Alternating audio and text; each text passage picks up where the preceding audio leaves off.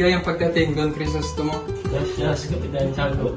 Pinaghahandaan mo talaga ang aking pagbabalik. 7 taon kang nawala sa Pilipinas, kaya't alam kong sabik mo nang matikman muli ang ating sariling pagkain.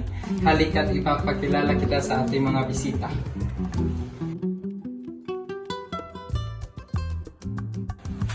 Siya si Isabel, ang nag-iisa kong kapatid. Siya naman si Don Tiburcio, asawa ni Doña Victorina, isang doktor.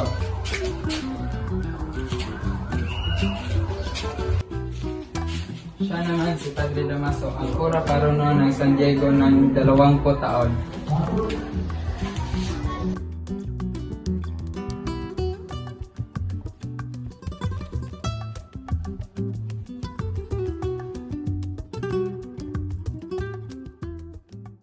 Kamusta ka naman sa pag-aaral mo sa Europa, Crisostomo? Mabuti naman, Don Tiago. Hindi lamang dagdag kaalaman sa siyensya ang aking nakuha, bagkas na intindihan ko din ang iba't ibang pamumuhay ng mga taong aking nakasalamuha. Ngunit, ligkas na mangmang pa rin ang mga Indyo kahit saan pa ito mag-aral. Totoo nga bang magaganda ba ang tanawin sa isang bansa? Di ko ikakaila na magaganda ang mga tanawin, ngunit di ko rin ipapatalo ang bansa kung saan ako isinisilang.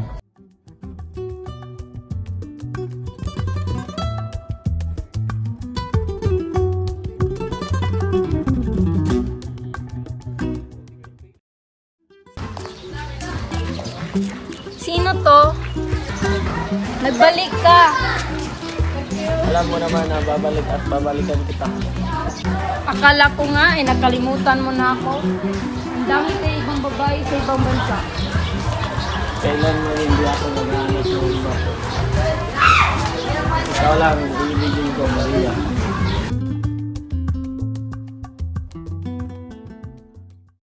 Kailangan ko nang umalis, Maria, sapagkat pupunta pa ako sa San Diego para bisitahin ang puntod ni Papa.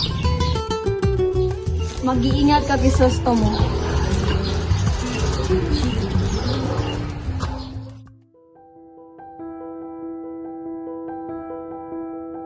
Ikaw po ba ang anak ni Don Rafael? Opo, bakit? Ipinalipat ang labi ni Don Rafael sa isang Chinese cemetery. Ngunit malakas ang ulan ng gabing iyon, kaya itinapon ko na lang sa ilog. Pasensya na po.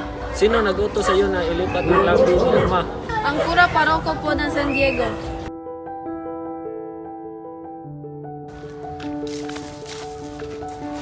Kung nagmamadali ka, Crisostomo, saan ang punta mo? Sino ang nagsabing may karapatan kayong alisin sa sementeryo ang labi ng aking ama? Huminahon ka, Crisostomo. Wala akong kinalaman sa nangyari. Dahil di naman ako ang kura paroko ng San Diego ng panahon na yon. Si Padre Damaso pa noon ang namamahala. Asan si Padre Damaso?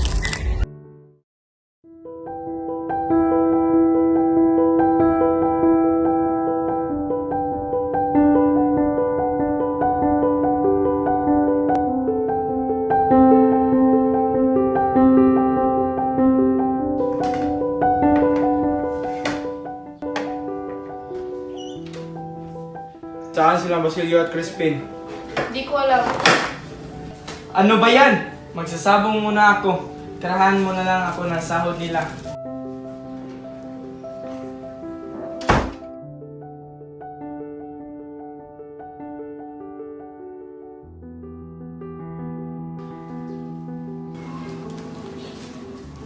Asa na ba kayo, Basilio at Crispin? Ikaw ang nanakaw ng pera? Hindi po, huwag po. Huwag mong saktan! Huwag mong saktan! Kapatid ko!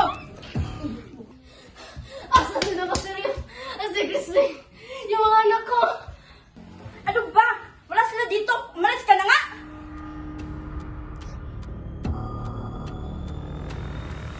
Crispin! Ako na ang bahala, Basilio. Kay Ina. Crispin! Gumising ka! Crispin! Basilio? Crispin? Nandito na si Ina! Uwi na tayo! Basilio? Crispin?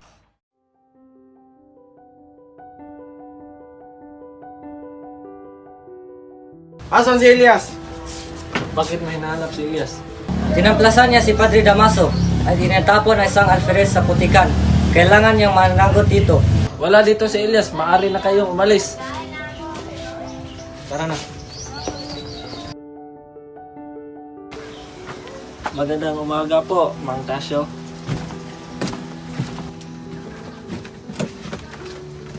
Nais kong humingi ng payo sa balak kong pagpapatayo ng paaralan. Hindi ito maunawaan sa ngayon. Ngunit sa susunod na salinlahi ay tiyak na maintindihan nila ito. Sapagkat sila'y matalino at malamang hindi maihambing sa panahon ng kanilang mga ninuno. Sundin mo ang mga payo ng nakatataas at ipakita na iyong ginagawa ay ayon sa kanilang kagustuhan. Payo ko lamang sa iyo, yumuko muna sa ulo ng hari-harian. Maraming salamat po, Mang Tasyo. Mauna na po ako. Kawaan ka ng Diyos, anak. Happy Fiesta, San Diego! Happy Fiesta! Fiesta! Happy Fiesta!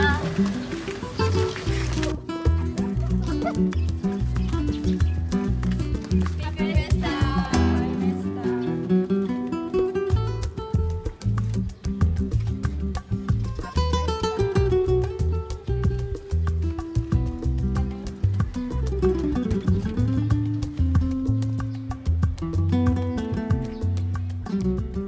Samahan sa anak sa Espiritu Santo. Amen. Amahan namo nga naa sa langit. Idaygo na imong ngalan. Mabot ka namo ang imong harian. Matuman imong pagbuot dinhi sa yuta nga sa langit. Ang kalanon namo sa matag adlaw. Ihatag ka namo karong adlaw. Ug pasaylo ka sa among mga sala. Mag-ingat ka doon, Crisostomo, sa palagay mo ng unang bato sa iyong paaralan na ipinatayo. Dahil narinig ko na may tangka sila patayin ka. Sa pagkakataong iyon, mag-ingat ka, Crisostomo.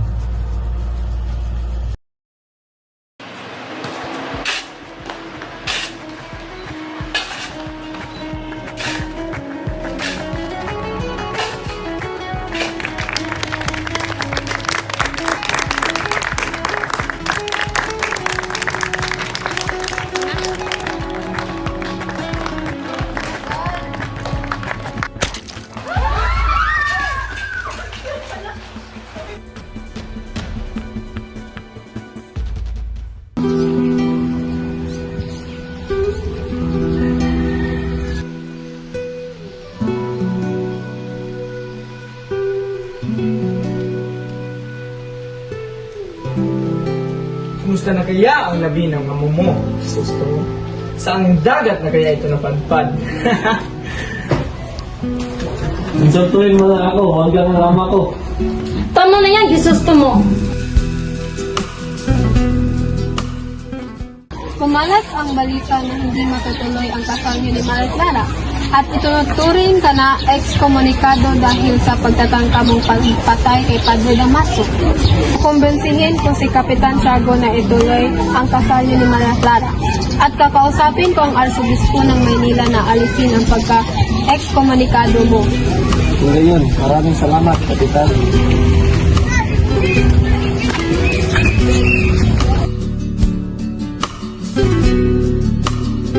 Tuloy po kayo, Lord Timor.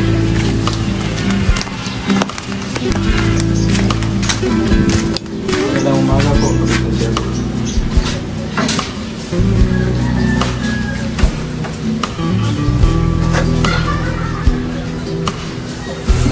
Nako, inaapoy ng laglag ng iyong anak mo, Kapitan Tiago. Don Crisostomo, maaari po ba kayo sumama sa amin? Bakit ka na ginawa ko? Dahil ikaw ay tutuloy na pinuno sa pagsalakay sa mga Guardia Civil. Wala akong kinalaman dyan. Ano ba? Bitawan mo ako. Alam niyo bang si Maria Clara ang bukod-tanging binibini dito sa bayan ng San Diego na may kakaibang ganda at kabaitan? Ganyan ang gusto ko sa isang binibini. Tama.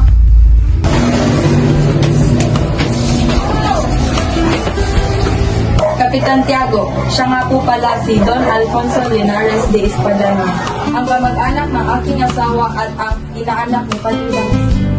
Magandang hapon po, Kapitan Tiago.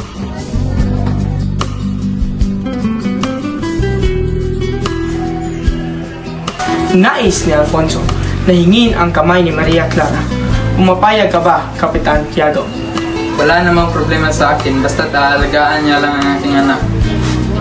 Ayoko, Ama. Si Crisostomo lang aking mamahalin. Hihintayin ko siya kahit anong mangyari.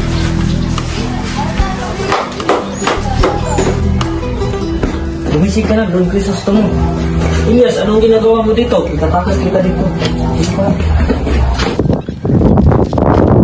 Maria! Maria! Crisostomo! Paano ka nakatakas? Tinulungan ako ni Elias na makatakas. Kumusta ka na? Ayaw ko ikasal kay Alfonso. Ngunit mapilit sila, Ama. Hindi ako papayag na makasal ka sa iba. Pagkatapos ng gulong ito, babalikan kita. Babalikan kita.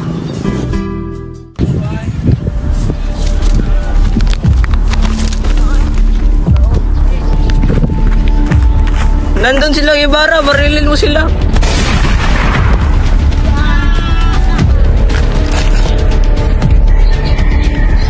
Sirain mo ang kasunduan sa aking pagpapakasal. Bakit? Ngayong patay na aking minamahal. Wala na kung sino man napapakasalan. Magpapakamatay na lang ako kung ipipilit nyo sa akin na magpakasal sa iba o papasok sa kumbento kung hindi man. Patawarin mo ako, anak. Di ko kaya mawala ka. Mas pipiliin ko na lang na pumasok ka sa kumbento. Anak ka ba niya? Meron akong kayamanan at gamitin mo yon sa iyong pag-aral. Ako ay babawian na ng buhay nang di nakita ang pagbubukang liwayway ng bayan aking minamahal. Nanungkulan pansamantala si Padre Salve sa kumbentong pinasukan ni Maria Clara. Si Padre Damaso ay pumuntang Manila at natagpo ang patay sa kanyang silid. Si Kapitan Tiago ay naadik sa droga. Si Doña Victorina ay nagsuot na ng salamin dahil humihina na ang kanyang mga mata. Si Don Alfonso ay namatay sa sakit at inilibing sa Paco Cemetery. At si Maria Clara ay malungkot na pumasok sa kumbento.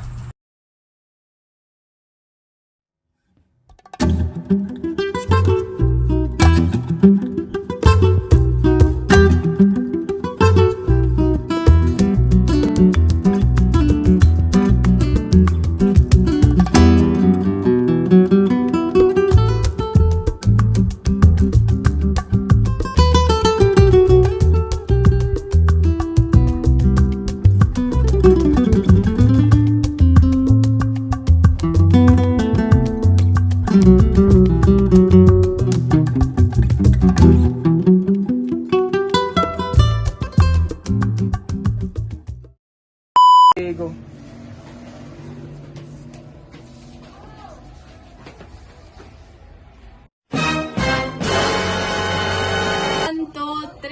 Action! Kapitan Tiago, siya nga po pala si Don Alfonso Linares de Españada.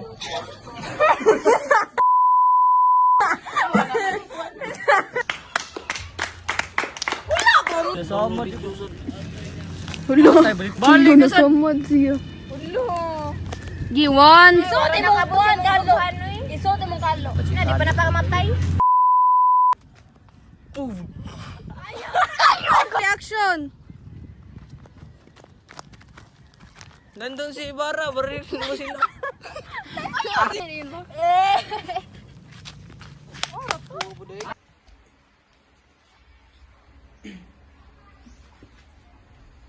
One, two, three.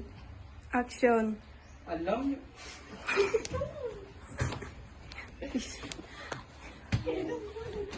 Oo nga.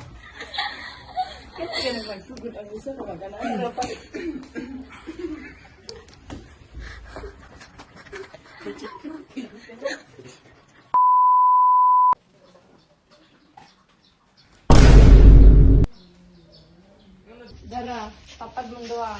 Siya naman si Tiburcio, asawa ni Dinya Victorina. Pagdagpaypay. Ah, di daro. Action.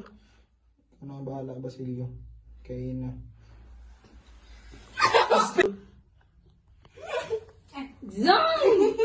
Sige, balik. Yan.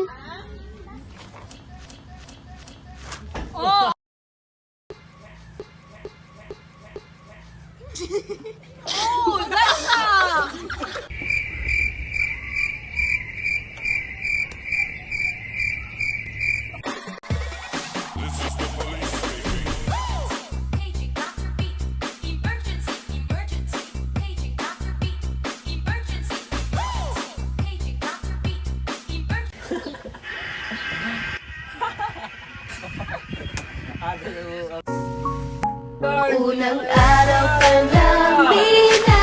Uy, ako bodyguard, tigpay-pay, hindi ba? Action! Action.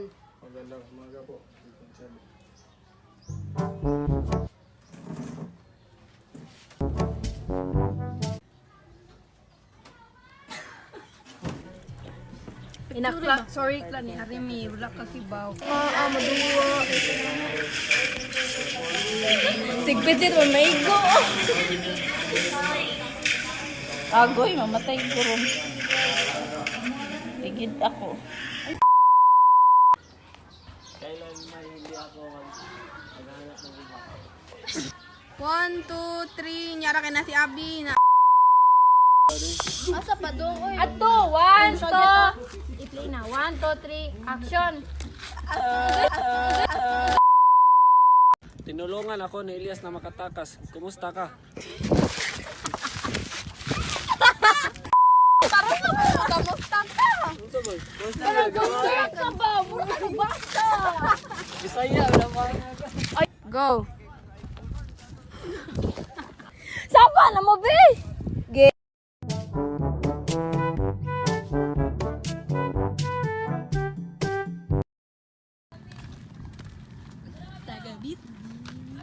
Nandun sila Imara. Bye. Oy, nabilin. Action!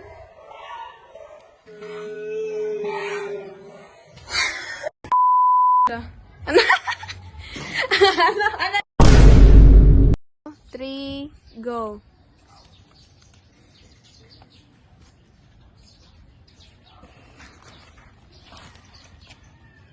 Dahil wala may reaction dahil. Wala nga to. Wala may reaction. Wala may reaction. Sabado, Marso 23, 2024. Truck, wide driver. Dalita, gikan ni Maria Y. Clara. Sabado, Marso 23, 2024. Truck, wide driver, midas mag, usa ka patay. Nabanggang usa ka fire truck sa Luzon. Sa Marjetos, isa sa bantayan, usa ka motor ka, sinangig dagang kini.